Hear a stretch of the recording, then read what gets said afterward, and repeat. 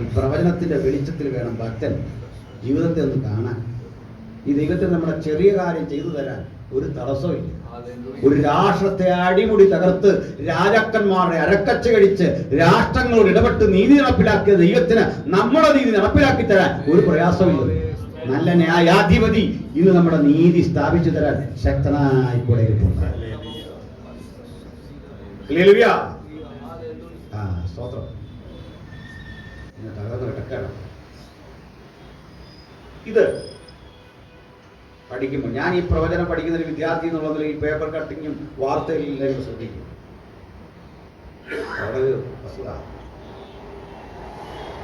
ആളുകളോട് ചോദിക്കാറുണ്ട്, ഇത് എവിടെ നിന്ന് എങ്ങനെ ഗ്രഹിച്ചതെന്ന് ചോദിക്കാറുണ്ട്. ഇതൊക്കെ ദൈവം ഗ്രഹിപ്പിച്ചു എന്ന് പറയുന്നതാണ് ശരിക്കും.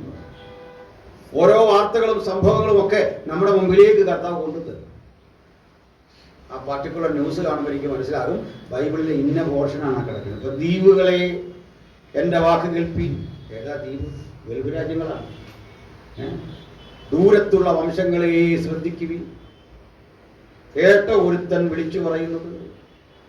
ഇതെല്ലാം ബൈബിൾ മുൻകൂട്ടി പറഞ്ഞ സംഭവങ്ങളുടെ ഇന്ന് നടപ്പിലായിക്കൊണ്ടിരിക്കുകയാണ് സഹോദരങ്ങൾ. എത്ര ആനന്ദമാണ് ആ അർത്ഥത്തിൽ നാം വിശ്വസിക്കുന്ന ദൈവജനത്തിന്റെ ശക്തി. വചനമാണ് നമ്മുടെ മുഴുവൻ ജീവന്റെ ബലം.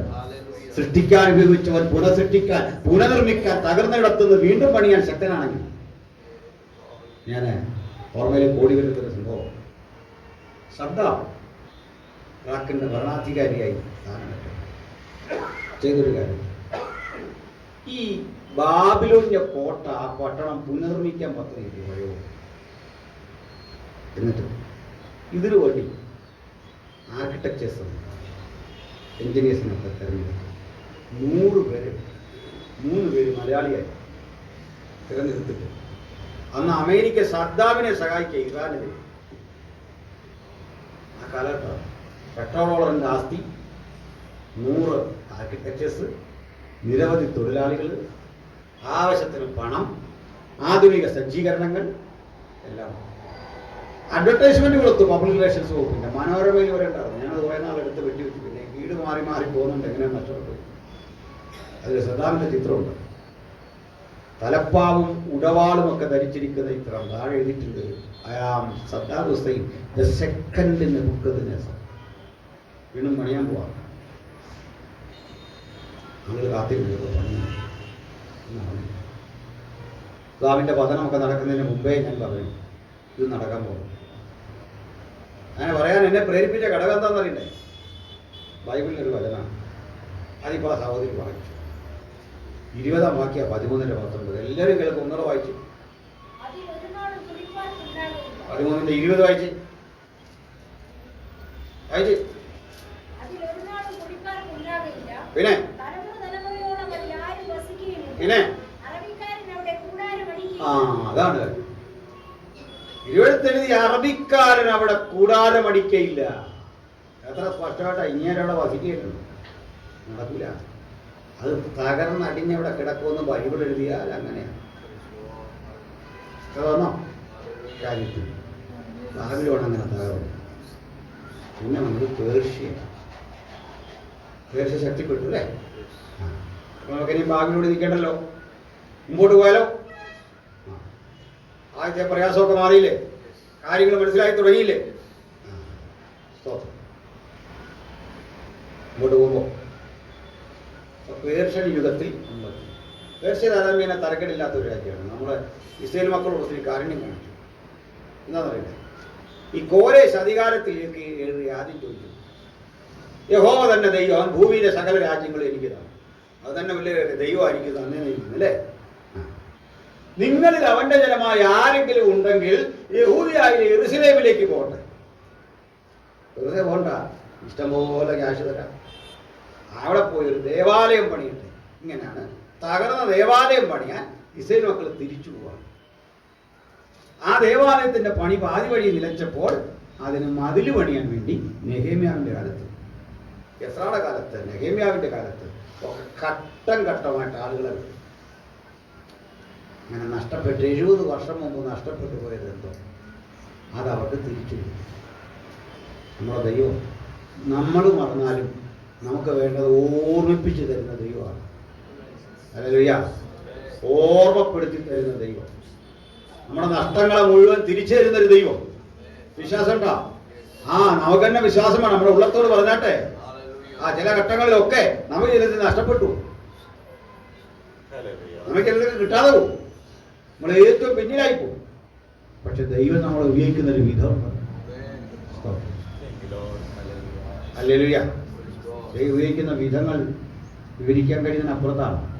ദൈവത്തിന്റെ അത്ഭുത പ്രവൃത്തികൾക്ക് കണ്ടവർക്കറിയാം, ഇനിയും എന്നെ അനുഗ്രഹിക്കാൻ കഴിയുന്ന ഒരു ദൈവം, ഈ പടവുകൾ ചവിട്ടിക്കയറാൻ എനിക്ക് ശക്തി തരുന്ന ഒരു ദൈവം, തോൽവി പിണയാതെ എന്നെ മുന്നോട്ട് നയിക്കുന്ന ഒരു ദൈവം.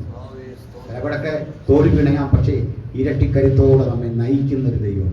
അതിന് ജീവിതത്തിന്റെ ഒരു ഘട്ടവും ഒരു തടസ്സമല്ല, രോഗവും ആകുലതകളും തടസ്സമല്ല. ശക്തീകരിക്കുന്ന, സഹായിക്കുന്ന ഒരു ദൈവം. അതിന് ആശയ പറഞ്ഞ, ഭ്രമിച്ചു നോക്കേണ്ട, ഞാൻ നിന്റെ ദൈവമാകും. ഭ്രമിച്ചു നോക്കണ്ട, ഞാൻ നിന്നെ ശക്തീകരിക്കും, ഞാൻ നിന്നെ സഹായിക്കും. പുരാതനായ ദൈവം നിന്റെ സങ്കേതം കീഴേ ശാശ്വത ഭുജങ്ങളും. ശാശ്വത ഭുജത്തിലാണ് നമ്മളിന്ന് വന്നിട്ടുള്ളത്. ആ കരങ്ങൾക്ക് കീഴിലാണ് നമ്മുടെ ബലം. യഹോവയിലെ സന്തോഷമാണ് നമ്മുടെ ബലം. നമ്മുടെ സന്തോഷം കെടുത്തിക്കളയാതെ, ആനന്ദം തകർത്ത് കളയാതെ, നമ്മുടെ ഉള്ളത്തിൽ വീണ്ടും വീണ്ടും കൃപ കൊണ്ട് നമ്മെ പുഷ്ടിപ്പെടുത്തുന്ന ആ ദൈവത്തെയാണ് നമ്മൾ ആസ്വദിക്കുന്നത്. അതിന് ഇടനിലക്കാരൊന്നും വേണ്ടെന്ന്, ദൈവത്തെ ആസ്വദിച്ചിട്ട് ഒരു അപ്പൻ്റെ അരികിൽ മക്കളെങ്ങനെ സന്തോഷമടങ്ങുന്നുവോ, ഇതുപോലെ സ്വർഗത്തിലെ അപ്പൻ്റെ അരികിൽ നമുക്ക് ചേരുന്ന ആനന്ദ നിർവൃത്തി അനുഭവിപ്പാൻ ദൈവം കൃപ. ആമേൻ. ഹല്ലേലൂയ.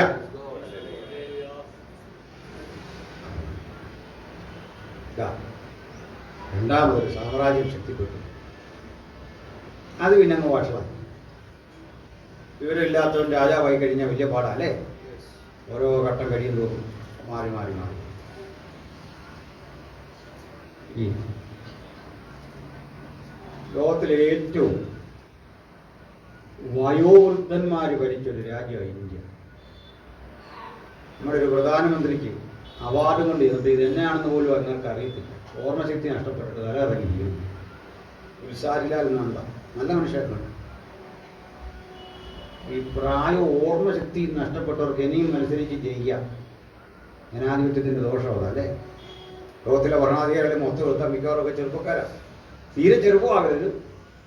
60 വയസ്സൊക്കെ ആവറേജ്. അതിന് 50-നും 60-നും ഇടയ്ക്കൊക്കെയാണ് ലീഡർ ആകേണ്ടത്. അതിന് മുമ്പ് ആകരുത്. പക്വതയില്ലാതെ അല്ലേ.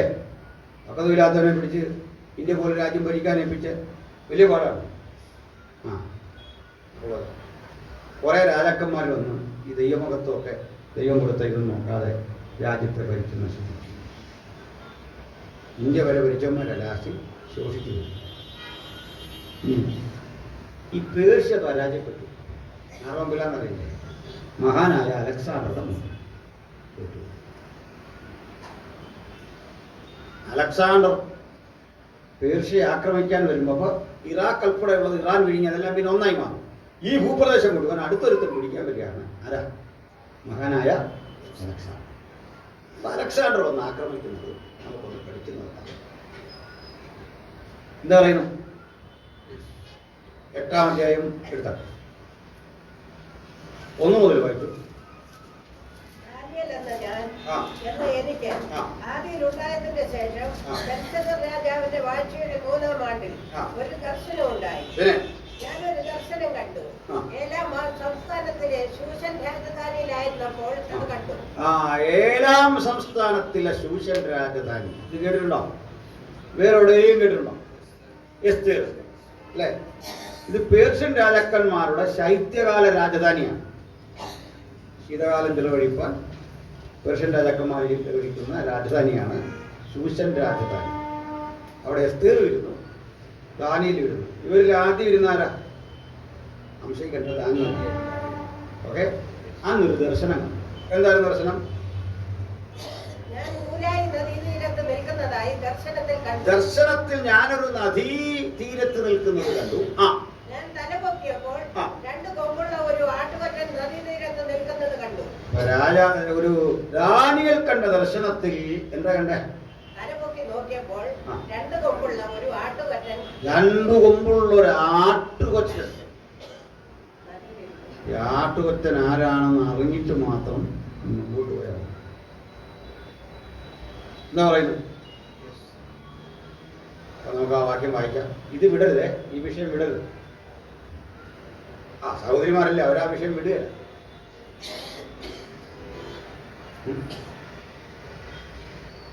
അടുത്തൊരു വാക്യം വായിക്കണം, 20-ാം വാക്യം വായിക്കും.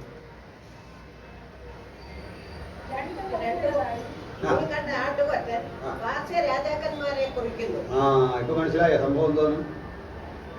ആരാത്? പേർഷ്യ. പാർസ്യൻ കിങ്ഡം ഇല്ലേ, പേർഷ്യൻ കിങ്ഡം.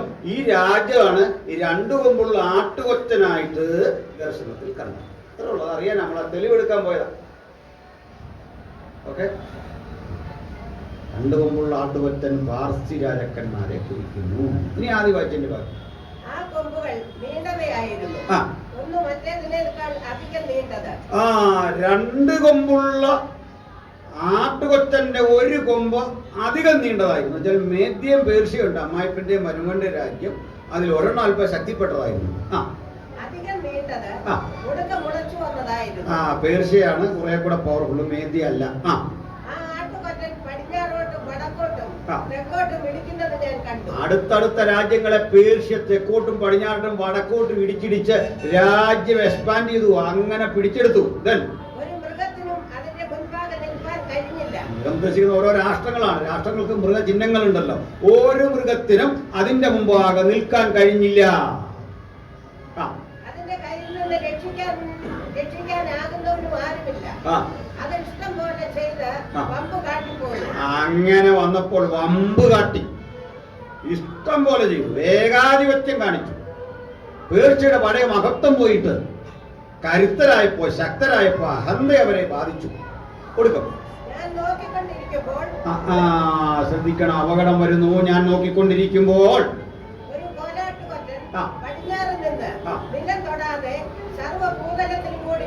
അതെങ്ങനെ നിലം തൊടാതെ സകല ഭൂതലത്തിനും കൂടെ വരുന്നത്? ഫ്ലൈറ്റ് വരുന്ന പോലെ വന്നു. കോലാട്ടുകൊറ്റം പറന്നു വരുന്നുണ്ട്. സകല ഭൂതലത്തിലും കൂടി പടിഞ്ഞാറ് നിന്ന് പാഞ്ഞു വന്ന ഈ കോലാട്ടുകൊറ്റൻ ആര്? ശരിക്കട്ടെ, വാക്യം തെളിവോടെ പഠിക്കണം. ഇത് വിടരുത്. 21-ാം വാക്യം വായിച്ചു. ആരാണ് മതി? മതി. ആരാ കക്ഷി? യവനൻ എന്ന് പറഞ്ഞെന്താ? ഗ്രീക്ക്. മലയാളം പോലെ യവനൻ, ഇത് യുനാനി എന്നിടും അല്ലേ? യവനൻ എന്ന് വിളിക്കാൻ കാരണം ഗ്രീക്കുകാരെ റോമക്കാർ വിളിച്ച പേരാണ് ആയോണിയന്മാർ. അയോണിയൻ എന്ന് പറഞ്ഞാൽ പരിഷ്കാരി, ഡെവലപ്ഡായ, സിവിലൈസ്ഡ് ആയ ആളുകൾ എന്ന അർത്ഥത്തിൽ വിളിച്ചതാണ് ആയോണിയൻ. അത് മലയാളീകരിച്ച യവനൻ, ഹിന്ദി വന്നപ്പോൾ യുനാനി എന്നാണ്. ഓക്കെ, പരിപരുത്ത കോലാട്ടുകൊറ്റൻ ഗ്രീക്ക് രാജാവും കോലാട്ടുകൊറ്റൻ പേർഷ്യൻ രാജാവുമാണെങ്കിൽ കോലാട്ടുകൊറ്റൻ എന്ത് ചെയ്തു? ആദ്യം വായിച്ചതിന്റെ ബാക്കി. കണ്ണുകളുടെ നടുവിൽ വിശേഷമായ ഒരു കൊമ്പുണ്ടായിരുന്നു. കണ്ണുകൾ, അത് കണ്ട് ആദ്യം വായിച്ചതിന്റെ ബാക്കി തെളിവെടുത്ത് പോലെ അങ്ങോട്ട്. ഒരു കോലാട്ടുകൊറ്റൻ പടിഞ്ഞാറ് നിന്ന് നിലം തൊടാതെ സർവ്വഭൂതലത്തിലും കൂടി വന്നു. ആ കോലാട്ടുകൊറ്റന് കണ്ണുകളുടെ നടുവിൽ വിശേഷമായ ഒരു കൊമ്പുണ്ടായിരുന്നു. പിന്നെ അത് തന്നെ വായിക്കും. ആദ്യം വായിച്ചതിന്റെ ബാക്കി പടിഞ്ഞാറെന്നൊരു അല്ല, ഞാൻ പറഞ്ഞത് വിടല്ലേ വിടല്ലേ എന്ന് പറഞ്ഞ വടക്കോട്ടും തെക്കോട്ടും പിടിക്കും. ഒരു മൃഗത്തിനും അതിന്റെ മുൻപാകെ നിൽക്കാൻ കഴിഞ്ഞില്ല. അതിന്റെ കയ്യിൽ നിന്ന് രക്ഷിക്കാനാകുന്നവനും ആരുമില്ല. അത് ഇഷ്ടം പോലെ ചെയ്ത് വമ്പ് കാട്ടിപ്പോന്നു. ഞാൻ നോക്കിക്കൊണ്ടിരിക്കുമ്പോൾ ഒരു കോലാട്ടുകൊറ്റൻ പടിഞ്ഞാറ് നിന്ന് നിലം തൊടാതെ സർവ്വഭൂതലത്തിനും കൂടി വന്നു. ആ കോലാട്ടുകൊറ്റന് കണ്ണുകളുടെ നടുവിൽ വിശേഷമായ ഒരു കൊമ്പുണ്ടായിരുന്നു. അത് നദീതീരത്ത് നിൽക്കുന്നതായി ഞാൻ കണ്ട രണ്ടു കൊമ്പുള്ള ആട്ടുകൊറ്റന്റെ നേരെ ഉഗ്ര ക്രോധത്തോടെ പാഞ്ഞു ചെന്നു. അത് ആട്ടുകൊറ്റനോട് അടുക്കുന്നത് ഞാൻ കണ്ടു. പേർഷ്യയോട് ഗ്രീസ് അടുത്തു. അത് ആട്ടുകൊറ്റനോട് ക്രുദ്ധിച്ചു. അതിനെ ഇടിച്ച് അതിന്റെ കൊമ്പ് രണ്ട് തകർത്ത് കളഞ്ഞു. മേദ്രയും പാർസികളെയും ഗ്രീക്ക് സാമ്രാജ്യം തകർത്തു. അതിന്റെ മുൻപിൽ നിൽപ്പാൻ ആട്ടുകൊറ്റന് ശക്തിയില്ലാതെ ഇരുന്നു. അത് അതിനെ നിലത്ത് തള്ളിയിട്ട് ചവിട്ടിക്കളഞ്ഞു. അതിന്റെ കയ്യിൽ നിന്ന് ആട്ടുകൊറ്റനെ രക്ഷിപ്പാൻ ആരും ഉണ്ടായിരുന്നില്ല. കോലാട്ടുകൊറ്റൻ ഏറ്റവും വലുതായി തീർന്നു. എന്നാൽ അത് ബലപ്പെട്ടപ്പോൾ വലിയ കൊമ്പ് തകർന്നുപോയി. അതിന് പകരം ആകാശത്തിലെ 4 കാറ്റിന് നേരെ ഭംഗിയുള്ള 4 കൊമ്പ് മുളച്ചു വന്നു. ലാസ്റ്റത്തെ വിളിക്കാം. കോലാട്ടുകൊറ്റന്റെ കയ്യിലായി ഇപ്പൊ ലോക സാമ്രാജ്യം. പക്ഷെ അത് ബലപ്പെട്ടപ്പോ, പ്രബലനായപ്പോ, ഭയങ്കര പവർഫുള്ളായപ്പോ അതിൻ്റെ വലിയ കൊമ്പുകളാണ്. പകരം ആകാശത്തിലെ 4 കാറ്റുകൾക്ക് നേരെ 4 കൊമ്പുകൾ, ഹോൺസ് ഉറച്ചു. മാസിഡോണിയൻ രാജാവായിരുന്നു ഫിലിപ്പ് രാജാവ്. അയാളുടെ മകനായിരുന്നു അയാൾ 12 വയസ്സൊക്കെ ഉള്ളപ്പോഴേക്ക് രാജ്യഭാരം കിട്ടി. ചുരുങ്ങിയ നാളെ ലോകം ഭരിച്ചു. ഏതാണ്ട് 32 വയസ്സാകുമ്പോഴേക്കും രാജാവ് മരിച്ചു. വളരെ കരുത്തനും ശക്തനും ബുദ്ധിമാനുമാണ്. അരിസ്റ്റോട്ടിലിന്റെ ശിഷ്യനാണ് ഇയാള്. ശക്തനായി കഴിഞ്ഞപ്പോൾ ഇന്ത്യ വരെ വന്ന് ആക്രമിച്ചു അല്ലേ? അതെ അതെ, ആക്രമിച്ചു. അങ്ങനെ പല രാജ്യങ്ങളെ പിടിച്ച് വളർന്നു. ഇയാള് ആ യുദ്ധ പരാക്രമങ്ങൾക്കിടയിൽ മടങ്ങിച്ചെന്നു. ഇന്ത്യയിൽ അവസാന യുദ്ധം നടത്തി മടങ്ങിച്ചെന്ന സ്ഥലം നമ്മുടെ മെഡിറ്ററേനിയൻ കടൽ തീരത്തുള്ള ടർസോസ് പട്ടണത്തിൽ, നമ്മുടെ പൗലോസിന്റെ നാട്. ഈ ടർസോസ് പട്ടണത്തിലൂടെ സിപ്നസ് എന്ന് പേരായിരുന്ന നദി ഒഴുകുന്നുണ്ട്. ഈ നദി ലോകത്തിലെ ഏറ്റവും തണുപ്പേറിയ നദികളിലൊന്നാണ്. അതുകൊണ്ട് തന്നെ അതിലെ ഈ നൗകാശയം മറ്റേ സുഖവാസ കേന്ദ്രമാണ്. അതിലേക്ക് കപ്പലിൽ മനുഷ്യ യാത്ര ചെയ്യും. അപ്പോൾ റിസർട്ട് ടൈം അങ്ങനെ സ്പെൻഡ് ചെയ്യാൻ വേണ്ടി കുടുംബാംഗങ്ങളുമൊത്ത് അലക്സാണ്ടർ വന്നാണ്. അദ്ദേഹത്തെ അതിനു മുമ്പ് ബാധിച്ച നേരിയ പനിയുണ്ട്, പൊതുബുദ്ധി എന്നൊക്കെയാണ്. ആ പനി ഉണ്ടായിരിക്കെ അദ്ദേഹം പനിനീര് പൂശി ഈ തണുത്ത ജലാശയത്തിൽ കുളിച്ചു. പനി കൂടിക്കൂടി ജ്വരമായി. അങ്ങനെ മരിച്ചുപോയ അലക്സാണ്ടറുടെ അന്ത്യനിമിഷങ്ങൾ അത്യധികം വേദനാജനകം. അങ്ങക്ക് കുട്ടികളൊക്കെ ഉണ്ടെങ്കിലും ചെറിയ കുട്ടികൾ, 3-4 വയസ്സൊക്കെയുള്ള കുട്ടികൾ, 32 വയസ്സെല്ലാം. 4 കരുത്തരായ സൈനികരുണ്ടായി. ഒരാളുടെ പേര് കസാണ്ടർ എന്നായി. കസാണ്ടർ അലക്സാണ്ടറുടെ പേരോട് സാമ്യമുള്ളത്. അടുത്ത പേര് ലെസിമാക്കസ് എന്നായി. ലെസിമാക്കസ്. ഈ ലെസിമാക്കസ് വിവാഹം കഴിച്ചത് അലക്സാണ്ടറുടെ സഹോദരിയായി, ഹാഫ് സിസ്റ്റർ. അവളുടെ പേരാണ് തെസലോനിക്ക. ബൈബിളിൽ അങ്ങനെ സ്ഥലമുണ്ടല്ലോ, പട്ടണം അല്ലേ? ഇയാളുടെ വീട്ടുകാരും ഒക്കെ മിക്കാറും ബൈബിളിലുണ്ട്. ഫിലിപ്പ് രാജാവിൻ്റെ പേരിനോടുണ്ട്.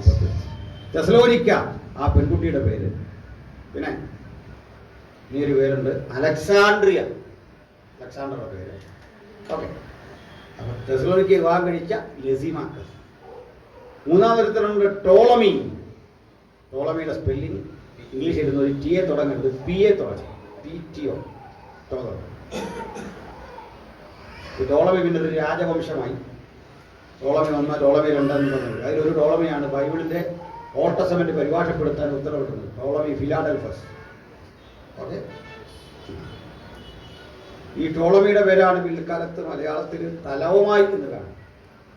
തലവുമ. ഓക്കെ. അത് ലോപിച്ചതാണ് തിമായി എന്ന് കാണും. അതിന് ഇംഗ്ലീഷാണ് ടോമി എന്ന് കാണും. ഓക്കെ. അപ്പോൾ ടോളമി, ടോമി, തിമായി എന്നൊക്കെ പറഞ്ഞ സംഗതി ഒരു രസമാണ്. രാജാവിൻ്റെ പേരാണ്. ടോളമി എന്നൊരാളുടെ പേര്. ഇനി ഒരുത്തൻ്റെ പേര് സെലൂക്കസ് എന്നാണ്. ഞാൻ പേരുകൾ ആവർത്തില്ല. Cassander, ലെസിമാക്കസ്, Ptolemy and Seleucus. ഇതിൽ ഈ അന്ത്യനിമിഷം അടുത്തപ്പോൾ രാജാവ് ഇങ്ങനെ അബോധാവസ്ഥയിൽ കിടക്കുക. പെട്ടെന്നൊരു ബോധം വരുമ്പോൾ അയാൾ കണ്ണും തോന്നും. കണ്ണത്തോട് ഇങ്ങനെ ചുണ്ടും ഇടിക്കുന്നുണ്ട് തോന്നുന്നു സംസാരിക്കും. അത് കണ്ടിട്ട് ഈ ലെസിമാക്കസാണ് ഏറ്റവും അധികം അദ്ദേഹത്തോട് സ്നേഹിച്ചതാണ്. അദ്ദേഹം ഇങ്ങനെ കാത് കൂർപ്പിച്ചിട്ട് ചോദിച്ചു, പ്രഭു, ആജ്ഞാപിച്ചാലും പ്രഭു, ഏത് രാജ്യം വെട്ടിപ്പിടിക്കണം? ഏത് വഴി പോകണം? നമ്മുടെ പടയാളികൾ ആയുധൻ രാഴി മിനുക്കി കാത്തിരിക്കുകയാണ്. നാവിഗേറ്റ് സൈന്യം മുമ്പ് പോയി പല സ്ഥലങ്ങളിൽ ലൊക്കേറ്റ് ചെയ്തിട്ടുണ്ട്. ഏതാനും നിമിഷങ്ങൾക്കുള്ളിൽ അങ്ങ് ഈ കിഴക്ക വിട്ടുണരുമ്പോഴേക്കും ഗ്രീക്കിന്റെ ഭൂപടത്തോട്, ഗ്രീസിന്റെ ഈ മാപ്പിനോട് ഞങ്ങൾ ചിലത് കൂടി തുന്നിച്ചേർക്കും. ഇതാണ് ഇത് കേൾക്കി അലക്സാണ്ടർ കണ്ണിലുണ്ട് നീർച്ചാലുകൾ വളരെ ബുദ്ധിമുട്ടിപ്പോവാൻ ലസിമാക്കസ് എനിക്കിനി ആജ്ഞാപിക്കാനാവില്ല. പകരം ഒരപേക്ഷ. ജീവിതത്തിൽ ആദ്യം ചക്രവർത്തിയെ അപേക്ഷിച്ചത് കണ്ട് ലസിമാക്കസ് പൊട്ടിക്കര. സൈനികരെല്ലാം കണ്ടത് ആ അപേക്ഷ നമ്മൾ കേൾക്കുന്നത്. ശവപ്പെട്ടിക്ക് രണ്ട് സുഷിരമിട്ട് കൈ പുറത്തേക്ക് ഇടണം. ഈ മരണ വീട്ടിൽ കേട്ട് ശവം എഴുന്നേറ്റ് നമ്മളെ തല്ലാറാക്കി എത്രാമോ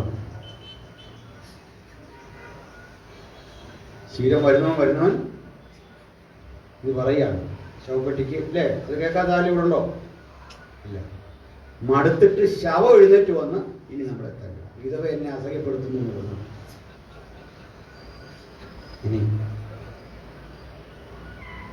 ഈ രണ്ടാമത്തെ പോകുന്ന വഴിക്കല്ല നാണയം ഇടണം. പണം കൊണ്ടൊരു കാര്യമില്ലെന്ന് ഇരിക്കണം. കൈ രണ്ടും ഇങ്ങനെ ഇടുന്നതറിയോ? ഇഷ്ടംപോലെ വെട്ടിപ്പിടിച്ചു. പക്ഷേ ഈ കയ്യിലൊന്നുമില്ല, ശൂന്യ, ഒന്നും കൊണ്ടുവന്നു. അധികം പറയാനില്ല. അലക്സാണ്ടർ ലഭിച്ചു. കൊച്ചിയെടുക്കണമെന്ന് രാജാവായിട്ടൊക്കെ നോക്കി ഏറ്റില്ല. 4 സൈനികരുടെ ഒത്തുതീർപ്പില് രാജ്യം 4 വിഭജിച്ചു. ഇതൊക്കെ പിൽക്കാല ചരിത്രമാണ്. ഇതൊക്കെ ശൂഷൻ രാജകാരിയിരുന്ന് കാണുമ്പോൾ അലക്സാണ്ടർ ജനിച്ചിട്ടില്ല. മാസിഡോണിയ ഒരു കൊച്ചു രാജ്യമാണ്. ഫിലിപ്പ് രാജാവ് പോലും ഇല്ല. 300 കൊല്ലം മുമ്പ് ഡാനിയൽ എഴുതുക, ഞാൻ ഊലായി നദീ തീരത്ത് നിൽക്കുന്ന കണ്ടപ്പോൾ പേർഷ്യൻ രാജ്യത്തെ സൂചിപ്പിക്കുന്ന ആട്ടുകൊറ്റനെ ഗ്രീക്ക് സാമ്രാജ്യം ഇടിച്ച് നിലംപരിയാക്കി. അത് പ്രബലപ്പെട്ടപ്പോൾ വലിയ കൊമ്പ് തകർന്നു. പകരം ആകാശത്തിലെ 4 കാറ്റുകൾക്ക് നേരെ ഭംഗിയുള്ള 4 കൊമ്പ് മുളച്ചു. 4 സൈനികർ. എന്തൊരു അന്തസ്സാണ് ഈ വേദപുസ്തകം പ്രസംഗിക്കാൻ! എന്തൊരു ആനന്ദമാണ് ഈ പുസ്തകം ഉയർത്താൻ! കാലത്തുടരവട്ട മഹഗ്രന്ഥത്തെയാണ് നമ്മൾ കരങ്ങളിൽ എത്തിയിരിക്കുന്നത്. ഈ പുസ്തകം നമ്മുടെ വഴികാട്ടിയാണ്. ഈ പുസ്തകം നമ്മുടെ തലമുറയ്ക്ക് മുഴുവനുള്ള ആധാരമാണ്. ജീവനും ഭക്തിക്കും വേണ്ടതല്ല ഇതിനകത്തുണ്ട്. ഇത് നമ്മുടെ ആധാരം, നമ്മുടെ മുമ്പോട്ട് നയിക്കുന്ന വാഗ്ദത്തം, ഇത് സ്വാതന്ത്ര്യത്തിന്റെ വിളംബരം. ഈ പുസ്തകം പ്രസംഗിച്ചു കൊള്ളുക. ഇത് വലിയ വിടുതല. അങ്ങനെ 3 സാമ്രാജ്യം പഠിച്ചു. വയറ് വരെ എത്തി. സാമ്രാജ്യത്തിന്റെ വയറ് വരെ എത്തി. അപ്പോൾ നിങ്ങൾക്ക് വിശക്കുന്നു എന്ന് എനിക്ക് മനസ്സിലായി. സ്വാഭാവിക. എന്തിനാ വയറിനോട് സൂചിപ്പിച്ചെന്ന് അറിയണ്ടേ? എത്ര ഭക്ഷിച്ചിട്ടും മതിവരാത്ത ആർത്തിയായിരുന്നു ഈ അലക്സാണ്ടർക്ക്. അനവധി രാജ്യം വെട്ടിപ്പിടിച്ചിട്ട് പോരാ, പിന്നെയും പിടിച്ചെടുക്കുക. ആ വരവ് കണ്ടോ? പടിഞ്ഞാറ് നിന്നൊരു കോലാട്ടുകൊറ്റൻ സകല ഭൂതലവും വഴിയായി നിലം തൊടാതെ വന്നു. വേഗത, വെട്ടിപ്പിടിച്ചു വരുന്ന വേഗതയുടെ സ്പന്ദനം ഒപ്പിയെടുത്ത് പ്രവാചകൻ എഴുതിയത് കണ്ടോ? ഇതാണ് അതിൻ്റെ ആ സംഭവങ്ങളൊന്ന് ആലോചിച്ച് നമ്മളെ ആവേശം പകരുന്ന കാര്യമാണ് അല്ലേ? ഞാൻ നിരീശ്വരന്മാരോടൊക്കെ സംസാരിച്ചൊരു ഘട്ടത്തിൽ ഇത് പറഞ്ഞ് അവർ തമ്മിച്ചിട്ട് പോയി. ഉൾക്കൊള്ളാൻ മടിയാണെങ്കിലും നിരാകരിക്കാൻ പറ്റുന്നില്ല. ഇതാ ബൈബിൾ പ്രവചനത്തിന്റെ കരുത്ത്, അതിന്റെ ശക്തി. സ്തോത്രം. അതേ ദൈവം ഇന്നും ജീവിക്കുന്നുവെന്ന ബോധം നമുക്ക് തരേണ്ടത് എത്ര മഹത്തരമായ ഒരു അനുഭവമാണ്. സ്തോത്രം. ഒരു നിരാശയൊന്നും വേണ്ടതേ. ഹല്ലേലൂയ. ഇനി ഇവിടെ ഇത് തകർന്നു. അതുകൊണ്ട് തന്നെ ഗുണമുണ്ടായിട്ടോ. ഇതെല്ലാം കൊണ്ടും ഗുണമുണ്ടായി. ഇവരാര് ഭരിച്ചുകൊണ്ടും ഗുണമുണ്ടായി. ആ ഗുണമെല്ലാം പ്രയോജനപ്പെടുത്തി ആരാന്നറിയോ? നമ്മൾ ക്രൈസ്തവരാണ്. അങ്ങ് ക്രിസ്ത്യാനിറ്റി ഇല്ലെങ്കിലും ഇവർ ചെയ്തു വെച്ചതിൻ്റെ ഗുണം നമ്മൾ അനുഭവിച്ചത് എന്തൊക്കെയാണെന്നറിയില്ല. ലോകത്തെ ഏകദൈവം എന്ന സിദ്ധാന്തം പഠിപ്പിച്ചത് പേർഷ്യക്കാരാണ്. ഇത്രയും ഒരു ബോധം, അങ്ങനെ ഒരു കാര്യം ഉണ്ടെന്നൊക്കെ മനസ്സിലായി. പിന്നാലെ വന്ന അതിൻ്റെ മുമ്പേ വന്ന ഈ ബാബിലോണിലെ നിയമം കൊണ്ടുവന്നതിന് ഗ്രീക്കുകാർ ലോകത്തിനൊരു സംഭാവന കൊടുത്തു. എന്താണെന്നറിയോ? ഗ്രീക്കുകാർ ലോകത്തിന് കൊടുത്ത സംഭാവന മെഡിസിൻ, ആധുനിക വൈദ്യശാസ്ത്രം അല്ലേ. പിന്നെയുണ്ട് വേറെ പറയാം. ഏറ്റവും വലുത് അവരുടെ ഭാഷ. അവരുടെ ഭാഷ ഏതാ? ഇന്ന് ഇംഗ്ലീഷ് പോലെ ആയിരുന്നു അന്ന്. ഇന്ന് ഇംഗ്ലീഷ് പോലെ എന്ന് പറയാൻ കാരണം ലോകഭാഷ. Okay, Greek was the lingua franca of the ancient world. It became the lingua franca. മൊത്ത ആളുകളെയും തമ്മിൽ കണക്ട് ചെയ്യുന്ന ഭാഷയായിട്ട് ഗ്രീക്ക് മാറി. അപ്പോൾ ആ സ്ഥാനത്തേക്ക് ഇംഗ്ലീഷിൽ ഇടയ്ക്ക് ലാറ്റിൻ വന്നിട്ടുണ്ട്. അതിനുശേഷം ഗ്രീക്ക്. ഒരു സാമ്രാജ്യം ഒരു ദേശത്തെ മുഴുവൻ ഭരിക്കുമ്പോൾ അവരുടെ ഭാഷ ലോകത്ത് മുഴുവൻ അല്ലേ. അതിൽ അബദ്ധം പറ്റിയത് അറബികൾക്കാണ്. 1000 ആണ്ട് ലോകം ഭരിച്ച അറബികൾ ഇസ്ലാം. പക്ഷേ അവരെ അറബി ലോകത്തെത്തിക്കാൻ കഴിഞ്ഞില്ല. അങ്ങനെ വലിയ നഷ്ടമാകും അല്ലേ. പക്ഷേ ഗ്രീക്ക് ലോകം മുഴുവൻ എത്തിച്ചു. ഗ്രീക്ക് ലോകം മുഴുവൻ എത്തിച്ചു. ഗ്രീക്ക് ലോകം മൊത്തം എത്തിയപ്പോഴുള്ള ഗുണം കേൾക്കണം. ഇത് സാമാന്യ മനുഷ്യൻ്റെ ഭാഷയല്ല, ഇന്നും കടുകട്ടി ഭാഷയാണ്. ഇതിൻ്റെ വ്യാകരണ സിദ്ധാന്തം നമ്മുടെ സംസ്കൃതത്തോടെ, ഇത് രണ്ടും ഒരു കുടുംബമാണ്, സംസ്കൃതവും ഗ്രീക്കിലുണ്ട്. പിന്നെയും പറയട്ടെ, ഇത് മ്യൂസിക്കലാണ് ഭാഷ. മ്യൂസിക്കൽ ഭാഷ സംഗീതാത്മകമാണ്. ഓക്കെ, സംസ്കൃതം കേട്ടിട്ടില്ലേ? കേൾക്കുന്നത് ഒരു പാട്ട് പാടുന്നൊരു പ്രതീതിയില്ലേ? മലയാളം അങ്ങനെ മ്യൂസിക്കലായിട്ട് പാടുന്ന ഒറ്റ ജില്ലയുള്ളത് തൃശ്ശൂരാണ്. പാട്ട് പാടുക എന്ന് തോന്നുന്നു. കാര്യം ഇന്നലെയൊക്കെ പറഞ്ഞാൽ വന്നിട്ടില്ല. അങ്ങനെ ഒരു സെക്യൂരിറ്റി ഇവിടെ നിൽക്കുക. അന്നേരം തൃശ്ശൂർകാരൻ്റെ സെക്യൂരിറ്റി ഇവിടെ നിൽക്കുമ്പം അവിടെ 3-4 പേര് പോകുന്നു. അവിടെ കുട്ടികളെ ചേർക്കാൻ ചെന്നൊരു കോട്ടയംകാരൻ ചോദിച്ചു, ചേട്ടാ എന്ത് ഇവിടെ സംഭവിക്കുന്നത്? അപ്പോൾ ആ സെക്യൂരിറ്റി തൃശ്ശൂർകാരൻ പറഞ്ഞു, ഇത് 2 ചേരാണ്, 2 പാമ്പാണ്, 2 ചക്രമില്ലാണ്ട് കറങ്ങാണ്. എന്താ മനസ്സിലാവും? 2 പേരവിടെ ചേരുകയാണ്, ജോയിൻ ചെയ്യുക. 2 പേര് പോകാൻ തുടങ്ങുകയാണ്. 2 പേര് കാശില്ലാതെ വിഷമിക്കുകയാണ്. അതെങ്ങനെയാ പറഞ്ഞത്? 2 ചേരാണ്, 2 പാമ്പാണ്, 2 ചക്രമില്ലാണ്ട് കറങ്ങാണ്. മ്യൂസിക്കലാണ് ഭാഷ. പേടിക്കണ്ട, ഗ്രീക്ക് ഇതുപോലെ മ്യൂസിക്കലാണ്. ഓ ഇസ്രയേൽ തനട്ട ഓ സീറ്റേറ്റേ, അല്ലെ ഇസ്രയേലേ നീ സ്വയം മരണം തിരയുകയാണോ? സംഗീതാത്മകമാണ് ആ ഭാഷ. മാത്രമല്ല ഇത് കവിതയാണ്. ഈ ഭാഷ അപ്പാടത. ഹോമറുടെ ഒഡീസി അല്ലേ? പ്രഭാഷകന്റെ ഭാഷ, കവിയുടെ ഭാഷ, സർവോപരി മാത്തമറ്റീഷ്യന്റെ ഭാഷയാണ് Greek. Sine theta, cos theta, tan തീറ്റയൊക്കെ പഠിച്ചില്ലേ? അമ്മാരുണ്ടെന്നാണ്. പയ്യാർ സ്ക്വയർ, 2πr, ഇതെല്ലാം ഗ്രീക്കുകാരൻ്റെയാണ്, സംഭാവനയാണ്. V is equal to F lambda ഒക്കെ പഠിക്കില്ലേ? പ്രകാശം. ലാംഡ ഗ്രീക്ക് ശബ്ദമാണ്. സിഗ്മ, ആൽഫ ബീറ്റ ഗാമ 24 അക്ഷരങ്ങളാണ് ഗ്രീക്ക്. മാത്രമല്ല ആധുനിക വൈദ്യശാസ്ത്രത്തിൻ്റെ എല്ലാം ആരംഭം അവിടെ നിന്നാണ്. അപ്പച്ചൻ്റെ പേരെന്തുമായിരുന്നു തുടക്കമിട്ടെ? ഹിപ്പോക്രാറ്റസ്. മെഡിക്കൽ കോളേജിൻ്റെ മുമ്പിലെല്ലാം അപ്പച്ചനെ പണിത് വെച്ചിട്ടുണ്ട്. ഹിപ്പോക്രാറ്റസിൻ്റെ നാട്. അപ്പോഴേ ഇന്ന് ഒരു കുഞ്ഞിനെ ചികിത്സിക്കാൻ ഒരു ഡോക്ടറെ അടുത്ത് പോകും, പീഡിയാട്രീഷ്യൻ. ഗ്രീക്കിൽ പീഡിയാട്രീഷ്യൻ ആ പദം വന്ന പൈഡിയയിൽ നിന്നാണ്. പൈഡിയ, കുഞ്ഞ്. ഇത് ബൈബിളിൽ കിടക്കുക. പൈഡിയായ എൻ്റെ അരികിൽ വരുവാൻ വിടുവി. മനസ്സിലായോ? സ്ത്രീകളുടെ ഡോക്ടറെ ഗൈനക്കോളജിസ്റ്റ് എന്ന് പറയും. ഗൈനക്കോളജി എന്തായാലും എങ്ങനെയാണെന്ന് അറിയട്ടെ? ഗുനൈ, അർത്ഥം സ്ത്രീ. യേശു വെച്ചു, ഗുനൈ എനിക്കും നിനക്കും തമ്മിൽ എന്ത്? സ്ത്രീയെ എനിക്കും നിനക്കും തമ്മിൽ എന്ത്? വെളിപ്പാട് പറയാണ്, ഞാൻ നിന്റെ ഹൃദയങ്ങളെയും ഉൾപ്പൂകളെയും ആരായുന്ന ദൈവം. ഗ്രീക്കിൽ എങ്ങനെയാണെന്നറിയോ? എനിക്ക് നിന്റെ കാർഡിയായ് നെഫ്രോൺ. കാർഡിയായും നെഫ്രോൺ എന്ന് പറയാം. കായ് എന്ന് പറഞ്ഞാൽ ആൻറ്റി, കണ്ടക്ഷനാണ്. ഓക്കെ, ഇതൊക്കെ അറിയാം. ഇതുകൊണ്ടുണ്ടായ ഗുണം പറയാം. ഗ്രീക്ക് എക്സ്പാൻഡ് ചെയ്തു ലോകത്തെല്ലാം.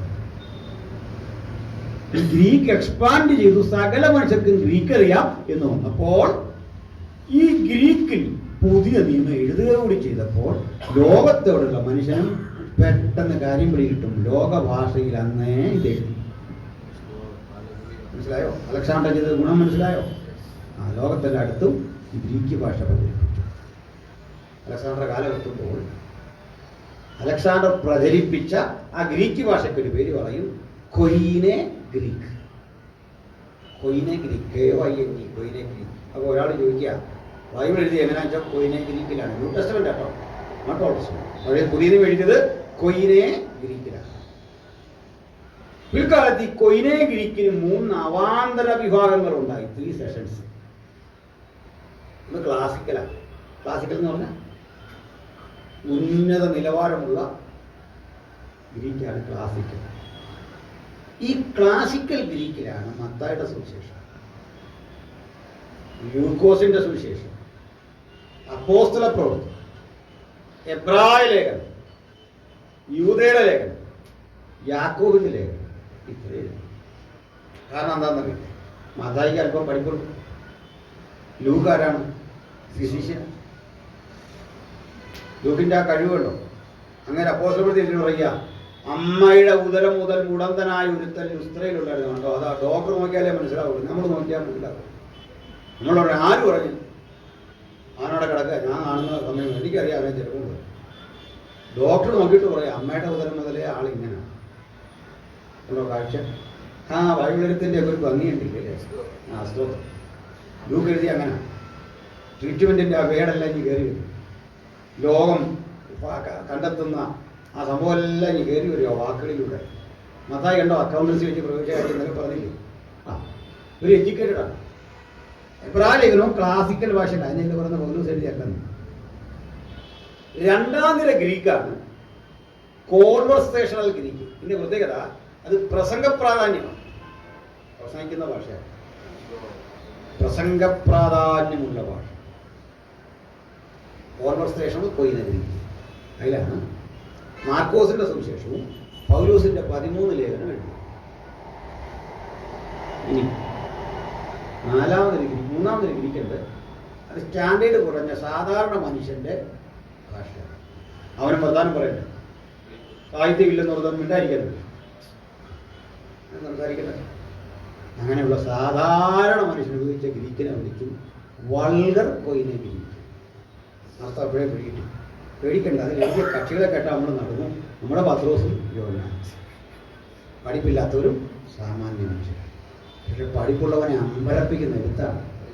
മൂലപദാർത്ഥങ്ങൾ കത്തിയടിക്കും, ഭൂമിയും അതിൻ്റെ പണിയും ബന്ധുപോകും. ആ സ്വത്രം എന്തൊരു എഴുത്താ പത്രോസല്ലേ? ഹല്ലേലൂയ. ദൈവത്തിന് എല്ലാവരെയും വേണമെന്ന് അതിൻ്റെ അർത്ഥം. ഏത് നിലയിൽപ്പെട്ടവനും ദൈവത്തിന് ആവശ്യമില്ല. തന്നെയല്ല, ഇത്രയും വലിയ ഗണിതങ്ങളുടെ പുസ്തകമാണ് വെളിപ്പാട് പുസ്തകം. 7 മുദ്രകൾ, 7 കാഹളങ്ങൾ, 7 കലശങ്ങൾ, 7 പുതിയ കാര്യങ്ങൾ, 144,000 മുദ്രിത ഗണങ്ങൾ, ദൂതന്റെ അളവിനാൽ എന്ന് വെച്ചാൽ മനുഷ്യന്റെ അളവിനാൽ 140,400 നാഴിക.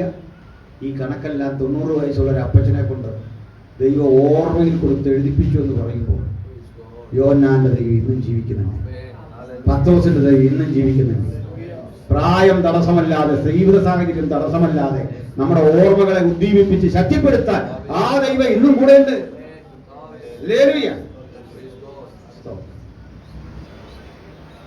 ഞാൻ എൻ്റെ ഒരു അനുഭവം പറഞ്ഞ, ഞാനൊക്കെ ഈ പരാപരത്തിനാണ് SLC ഒക്കെ ജീവിച്ചത്. ഒറ്റയ്ക്ക് കടന്നു പോവുക. പക്ഷെ ബൈബിൾ വായിക്കാൻ ബൈബിൾ വായന റെഗുലറാക്കി കഴിഞ്ഞപ്പോൾ പിന്നെ എല്ലാം കർത്താവിൻ്റെ ഒരു ഫസ്റ്റ് ക്ലാസ് സെക്കൻഡ് ക്ലാസ് ഒക്കെ ഇന്ന് വരിക എങ്ങനെയാണ് അധികം നടത്തി. എന്താണെന്നറിയണ്ടേ? ഈ പുസ്തകത്തിൽ ധനവും മാനവും പുരാതന സമ്പത്തും പണ്ടൊക്കെ ഞാൻ യാത്രയൊക്കെ ചെയ്തിട്ട് തിരിച്ചു വരുമ്പോഴേക്കും മക്കൾക്ക് ഓരോ ജോലി കൊടുക്കും. അതെല്ലാം ഈ ബൈബിളിൽ നിന്നാണ്. മനപ്പാടം പഠിക്കുക, ഇതൊക്കെ ചോദിക്കും. ഞാൻ ആകെപ്പാടെ അവർക്ക് പഠിക്കാൻ കൊടുത്ത ഒറ്റ കാര്യമുള്ളൂ, അത് ഈ പീരിയോഡിക് ടേബിൾ മനപ്പാടമാക്കാൻ. 105 കാര്യമല്ലേ ഉള്ളൂ, അത് മനപ്പാടാക്കാൻ. അന്നൊന്നും അവർക്ക് അതിൻ്റെ കാര്യം മുഴുവൻ പിടിയിട്ടില്ല. അതൊന്ന് മനപ്പാടം പഠിച്ചാൽ ദൈവം ഇരിക്കുന്നതെന്ന് കുറിച്ച് ഓർക്കണം. ഇങ്ങനെ തൊട്ട് കാണിച്ചു അപ്പ വളരെ പറയണം, ഇന്നത് ഇന്നതാണ്. ചിലപ്പോൾ ആ കളം വരച്ചിട്ട് ഇതെല്ലാം എടുത്തു മാറ്റി ഞാൻ തൊട്ട് കാണിക്കുമ്പോൾ അറിയണം അങ്ങനെ ഇങ്ങനെ. ഭയങ്കര ബുദ്ധിമുട്ട്. 7ാം ക്ലാസ്സിലൊക്കെ ചെയ്ത് പഠിക്കും. ഇടയ്ക്കിടയ്ക്ക് ഇത് റിപ്പീറ്റ് ചെയ്യും. സ്കൂളിലെ പുസ്തകമൊക്കെ ഇട്ടേക്കാൻ പഠിക്കും, പഠിച്ചോളാൻ പഠിക്കും. ഇട്ടേക്ക് പോലെ സാധനം കൊടുക്കും. അതുപോലെ ലോകരാജ്യങ്ങളുടെ മുഴുവൻ പേര് പഠിച്ചോളാൻ. അതിൻ്റെ ഗുണമൊക്കെ പിന്നെ അവർക്ക് മനസ്സിലായത്. എന്താ കാര്യം? തിരുവെഴുത്ത് പഠിച്ചാൽ മതി. ഇതിനകത്ത് സകലതുമുണ്ട്, സകലത് ഇതിനകത്തുണ്ടെന്ന്. യോബിൻ്റെ പുസ്തകമൊക്കെ പഠിച്ചാൽ മനസ്സിലാകും. പൗരാണിക കാര്യങ്ങളൊക്കെ എഴുതി വെച്ചിരിക്കുക, വരാനിരിക്കുന്ന എഴുതി വെച്ചിരിക്കുക. യോബ നമ്മൾ പറഞ്ഞത്, ചന്ദ്രന് പോലും ശോഭയില്ലല്ലോ. ചന്ദ്രനില്ലെന്നീ സാധനം. പിന്നെ ആ ശാസ്ത്രം തെളിയിച്ച സൂര്യൻ്റെ വെളിച്ചം കടപെടുത്താൻ ചന്ദ്രൻ ഇങ്ങനെ തിരിച്ചുകൊണ്ട് നിൽക്കുന്നു. പിന്നെ യോബ് പറയാണ്, അവർ നീരൊഴുക്കുകളെ ചോരാതെ വണ്ണം അടച്ചു നിർത്തുന്നു, ഗുപ്തമായിരിക്കുന്നത് പുറത്തു കൊണ്ടുവരുന്നു. നീരൊഴുക്കുകളെ, വെള്ളക്കെട്ടിനെ ഇങ്ങനെ തടഞ്ഞു നിർത്തുന്നു. വരാനിരിക്കുന്ന മനുഷ്യൻ അണകെട്ടു മറഞ്ഞിരിക്കുന്ന പുറത്തു കൊണ്ടുവരുന്നു, ഗുപ്തമായിരിക്കുന്നു. അതിൻ്റെ വെളിച്ചത്തിൽ നമ്മളിനി കഴിയുന്നു. എത്ര എത്ര ശാസ്ത്ര സത്യങ്ങളുടെ മഹനീയ കലവറായി പുസ്തകം. Praise the Lord. 100 കാര്യങ്ങൾ. സർവശക്തനെ നീ എന്നെ പാൽ പോലെ പകർന്നു തൈർ പോലെ ഉറകൂറുമാറാക്കി. മനുഷ്യജീവിതം രൂപപ്പെട്ടു വരുന്ന വഴികളെ പറ്റി പറഞ്ഞു. പിന്നെ പറയാ, നീ ഭൂമിയെ നിർമ്മിച്ചു എന്നെല്ലാം പറയുക. കൂരിരുളിനെ അതിന് ചുറ്റാടയാക്കി മാറ്റി. മഹാസമുദ്രത്തെ സൃഷ്ടിച്ചിട്ട് പറയുക, ഇവിടെ നിന്റെ തിരമാലകളുടെ ഗർവമടങ്ങും. പഞ്ചസാരയ്ക്ക് തുല്യമായ മണൽത്തരികൾ വാരിയിട്ടിട്ട് തിരമാലകളെ നോക്കി തമ്പുരാൻ പറഞ്ഞു, ഇവിടെ നിന്റെ തിരമാലകളുടെ ഗർവം അടങ്ങും. ഇവിടെ വരുമ്പോൾ നീ പിന്തിരിഞ്ഞു പോകും. പിന്നെ അതിക്രമിച്ചു പോകുന്നപ്പോഴാ, സമുദ്രം അതിക്രമിച്ച് കിടക്കാതെ വണ്ണം അതിനെ കതകുകളാൽ അടച്ചവനാർ. നിനക്ക് വിവേകമുണ്ടെങ്കിൽ പ്രസ്താവിക്കാം. അപ്പോൾ നമ്മുടെ ദൈവം പ്രപഞ്ചനാഥൻ, സകലത്തിൻ്റെയും കാരണഭൂതൻ, സർവത്തിൻ്റെയും സൃഷ്ടാവ്. ആ സൃഷ്ടാവിനെ കുറിച്ച് ഒന്നുകൂടി പറയാം. ലോകത്തിലെ സകല മതങ്ങളും സൃഷ്ടാവിനെ സ്ഥാനപ്പേർ ചൊല്ലി വിളിക്കുക. അവരവരുടെ ഭാഷയിൽ അഹൂരവസ്തികെന്നോ അല്ലാ എന്നോ പരമേശ്വരൻ എന്നൊക്കെയോ യാഹ്വേ എന്ന് വിളിക്കുമ്പോൾ യേശുവിൻ്റെ അനുഗാമികൾ മാത്രം വിളിക്കും പിതാവേ. Only we people, Christians, the followers of Christ, addressing Almighty as Father. അതാണ് നമ്മുടെ ബന്ധം. ഹല്ലേലൂയ. ആ ബന്ധം എങ്ങനെ കിട്ടിയേ?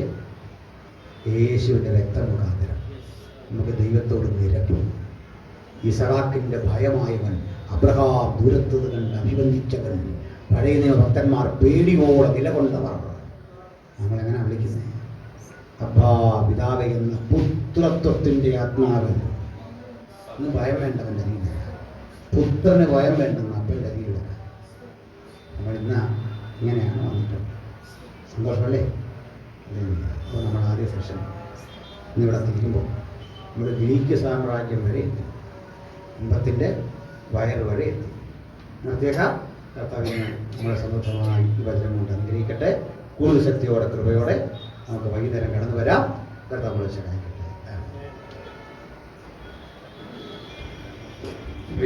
നമുക്ക് പ്രാർത്ഥിക്കാം. ദൈവമായ കർത്താവ്